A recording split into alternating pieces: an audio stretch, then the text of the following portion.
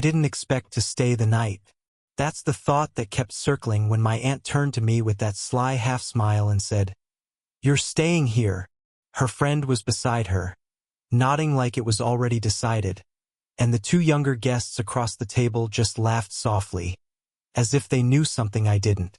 The house wasn't mine. It didn't even feel familiar, though I'd been here once when I was a kid. A countryside home, half-renovated, smelling faintly of varnished wood and brewed coffee. There was a stillness in the air, the kind of quiet you only get far away from the city. That's when she walked in, my aunt's friend, the woman I'd only heard about. She wasn't what I expected. Mid-40s, maybe, but nothing about her felt older. She carried herself with the kind of ease that made the room tilt toward her without trying. A cardigan draped over her shoulders, her hair loose like she didn't bother to tame it, but somehow it looked intentional. She set a tray of cups on the table, one of them sliding slightly, and without thinking I reached to steady it before it tipped. Our hands brushed just briefly. She didn't flinch. I did. "Quick reflexes," she said. A small curve in her voice that could have been teasing, or just polite. I nodded, maybe too quickly. Guess I got lucky. For a second, nothing else happened. But the silence stretched almost too long, until one of the younger guests asked about the Wi-Fi password and the moment broke. She turned away like it hadn't happened at all. But I noticed. I noticed the way she lingered near the doorway instead of sitting, the way her eyes kept flicking toward me when she thought I wasn't looking. Or maybe I only imagined that. Maybe it was just me. The rest of the evening went on in fragments. My aunt retelling old family stories I only half remembered, the two guests chiming in with laughter that felt too bright for the dim room, the woman sitting finally but always angled away from me, like her body carried its own private orbit.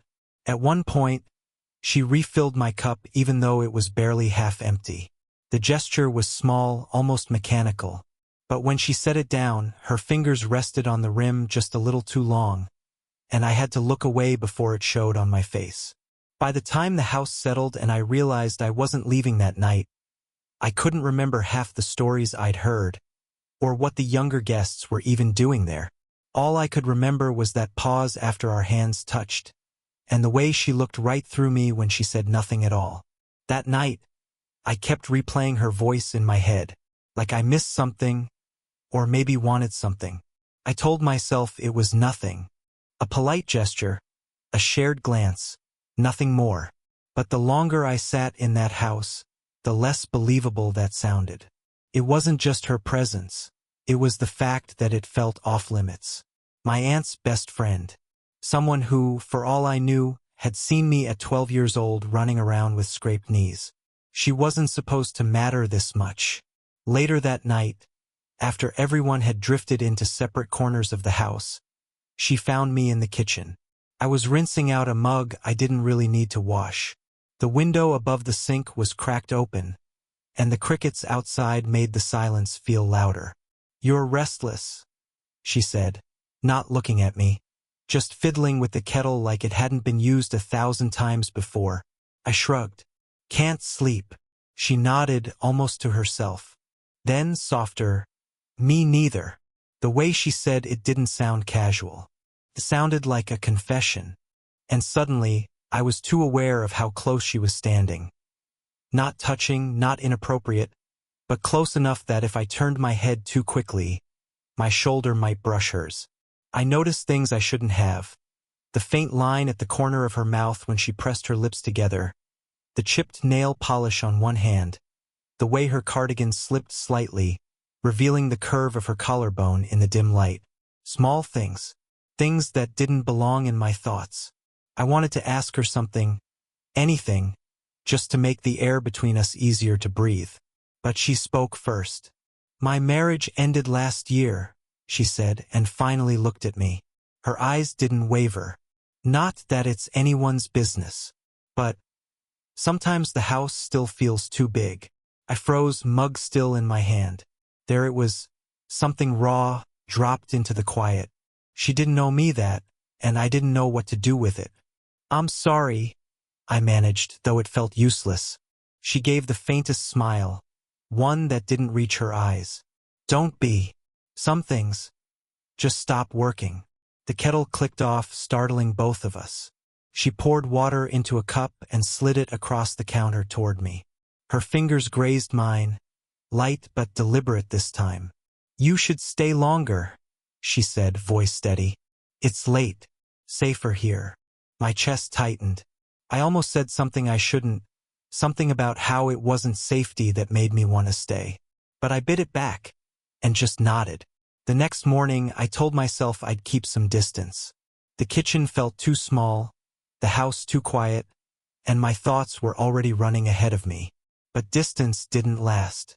I found her in the living room, crouched on the floor with an old box of photographs spread around her like fallen leaves. Sunlight cut across her face, softening the tiredness under her eyes. She didn't notice me at first. Her fingers lingered on a picture she didn't show anyone else. When she finally looked up, she didn't move to hide it. That was years ago, she said quietly, sliding the photo back into the box. Feels like another life. I wanted to ask what happened, who it was, why her voice carried that weight, but the words stuck in my throat.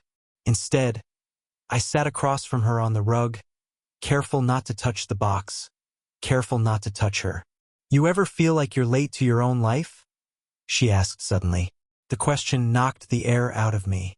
I should have laughed it off, said something safe. Instead, I said, every day. For a long moment, neither of us moved. My hand hovered over one of the photos, then pulled back. Her hand followed the motion, like she almost reached for me before stopping herself. That almost touch felt louder than anything else. Then the knock came, sharp, unexpected, pulling us both back. She stood too quickly, brushing her hair out of her face, her composure snapping back like a curtain closing. My aunt's voice carried down the hall, calling out that the neighbors had dropped by. I stayed sitting on the rug, heart still racing, while she smoothed her cardigan and said, I'll handle it. She walked out and I should have let it go. Should have stayed there among the scattered pieces of her past. But when she returned, her eyes found mine immediately, like she was checking if I'd left. She gave the faintest shake of her head, not disapproving, but almost warning. You should eat something, she said, forcing normalcy back into the room. I nodded, though food was the last thing on my mind. My gaze dropped to her hand as she set the box aside, fingers brushing against her knee. I almost reached for it. Almost. By the third night, the house felt different. The others moved through it like guests, light-footed and distracted. But she and I seemed caught in the same current, orbiting too close, pretending not to notice. It happened in the hallway. I was carrying folded blankets to the spare room when she stepped out of her door at the same time. The narrow space forced us too near, shoulder to shoulder. The air charged in a way that made me stop breathing for a beat. You've been quiet, she said, not moving aside. I forced a half-smile. Didn't want to bother anyone. Her eyes searched mine, like she didn't believe me. Then softer, you don't bother me. The words landed heavier than they should have. I felt the blankets slipping in my arms, awkward and useless between us. I don't think I should be here, I blurted. It wasn't what I meant to say, but it came out anyway. Her expression shifted, some guarded mask cracking for the first time. Why not? Because I started, then stopped. My throat tightened. I couldn't admit the truth, that every moment near her was too much, that I was already too far in. She stepped closer. So close I caught the faint scent of her hair, something warm and familiar. Say it, she murmured. Not a challenge, more like a plea. I shook my head. It's not appropriate. Her hand brushed against my arm, light as breath. It wasn't an accident. Nothing about this house has been appropriate since you arrived, she said, a trace of humor in her tone, but her eyes didn't waver. I froze. My pulse was loud in my ears, and for a moment I thought I might actually tell her everything. How I hadn't stopped thinking about her since that first night, how her silence felt louder than anyone's words. Before I could, footsteps echoed from down the hall. Laughter. The spell broke. She pulled her hand back, and I stepped aside too quickly, the blankets tumbling to the floor between us. We both bent to grab them at the same time. Our hands collided. Neither of us moved. Her eyes locked on mine, steady, searching. The silence between us stretched thin, heavy, unbearable. "Tell me," she whispered. I thought she was about to tell me something neither of us could take back. Her eyes held mine, her whisper still in the air. But the moment cracked open in a way I didn't see coming. "I knew you when you were little," she said suddenly, pulling her hand away. "You probably don't remember, but I do." The words hit me harder than if she'd confessed anything else. Past I couldn't recall, but one she carried. What? My voice sounded wrong in my throat. She nodded slowly, as if weighing whether to keep going. "Your mother brought you here once. You ran around this yard with scraped knees and no shoes." I remember thinking, one day he'll grow into himself. I should have laughed it off, let the memory blur into the years. But instead, heat rose in me. Shame, confusion, something tangled I couldn't name. "So this has all been what?" I asked, harsher than I meant. "Some kind of mistake?" Her lips parted, then pressed shut. She looked away, gripping the edge of the doorframe like she needed something solid. "No, that's the problem." My chest tightened. The room felt too small, the silence too sharp. At that exact moment, my aunt's voice called from downstairs. Light, oblivious, like the world hadn't just tilted in the hallway. We both froze. If she came up the stairs now, everything would unravel. She turned back to me quickly, eyes urgent. Don't look at me like that. Not here." I swallowed, forcing my voice low. "How am I supposed to look at you?" Her breath caught, and for the first time she didn't answer. She just shook her head, eyes closing briefly like the weight of all those years pressed down on her. I should have walked away then, but instead, I stepped forward, voice barely steady. "So you remembered me all this time?" Her eyes opened, raw and unguarded. "Yes." The sound of my aunt's footsteps reached the top of the stairs. I stepped back fast, the blanket still clutched in my arms, trying to look like I belonged in the hallway. She didn't move. She just kept staring, the truth hanging between us, unfinished. And in that silence, everything had changed. I couldn't shake it, the way she'd said yes like it cost her something. The house was quieter that night. My aunt and the others had gone to bed early, the hallways finally still. I lingered in the kitchen, pretending to sip cold tea just to hear the creaks of the house, half hoping she'd appear again. And she did. Her steps were soft, almost hesitant. She stopped in the doorway, arms folded like she was bracing herself. For a while she didn't say anything. Neither did I. Finally, she broke the silence. "This has to stop." The words were simple, but they landed heavy. I set the cup down, careful not to look at her too directly. "Then why are you here?" She didn't answer right away. Instead, she walked to the table, her hand brushing against its surface like she needed to touch something steady. "Because I don't trust myself," she admitted, voice low. The air thickened.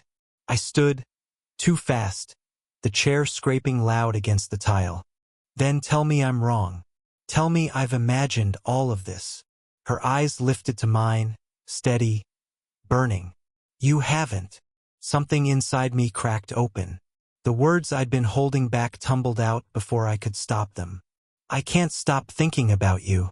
Since the first night. It's like I've been walking toward this without meaning to." Her breath caught, and she pressed a hand against her temple as if the truth itself was too much. "You don't understand what it means, what it would cost." "Then explain it," I said. My voice shook, but I didn't care. "Because all I know is I don't want to leave this house pretending none of this happened." She stepped closer. Not all the way, but enough that I could feel the heat of her presence. Her eyes softened, finally unguarded. "You're too young," she whispered, "and I'm too old to believe in things that never last." I swallowed, my chest tight. "Then let me prove you wrong." For a moment, she just looked at me, the weight of years and silence and hesitation between us. And then, slowly, she reached out, her hand finding mine, fingers trembling, but not pulling away. It wasn't a kiss. It wasn't dramatic. It was her hand in mine, and everything unsaid finally alive in the space between us. Neither of us moved. Neither of us spoke. But in that silence, the decision had already been made. By morning, the house no longer felt like the same place. The laughter of my aunt and the younger guests carried faintly from the porch, but it was background noise, distant compared to the quiet between us at the kitchen table. Her hand was still close to mine, though not touching now, just near enough to remind me it had been there. We didn't need to speak about what had happened. The silence was its own language, the kind that only comes after something has shifted permanently. She broke it first, her voice calm but threaded with something deeper. "You'll leave here with your life still ahead of you. I can't give you what you think you want." I nodded, though the knot in my chest pulled tight. "And yet, I don't regret a single second." Her eyes softened at that. For the first time, I saw relief flicker across her face, like someone finally letting go of a weight they'd carried too long. It wasn't romance in the way stories promise. It wasn't perfect, but it was real. She stood and moved toward the sink, pouring out her untouched coffee. "Sometimes," she said almost to herself, "we don't need forever. Sometimes it's enough to know we were seen." The words stayed with me, louder than anything else. Because she was right, what I'd felt wasn't about possession or even a future. It was about the rare, terrifying clarity of being recognized, flaws and all, by someone who shouldn't have mattered but somehow did. When it came time to leave, my aunt hugged me tight, chattering about visiting again soon. The two younger guests waved, half distracted, already planning their next trip. She stood a little apart, arms crossed, that same cardigan draped over her shoulders. Our eyes met once more. Nothing dramatic passed between us. Just a nod, small but certain. Enough. On the drive home, the road blurred in front of me, and I realized she'd left me with more than a memory. She'd left me with a truth I hadn't known how much I needed. That connection isn't always about forever. Sometimes, it's about the spark that changes how you see yourself. That night, I caught myself replaying her voice again. Not in longing, but in gratitude.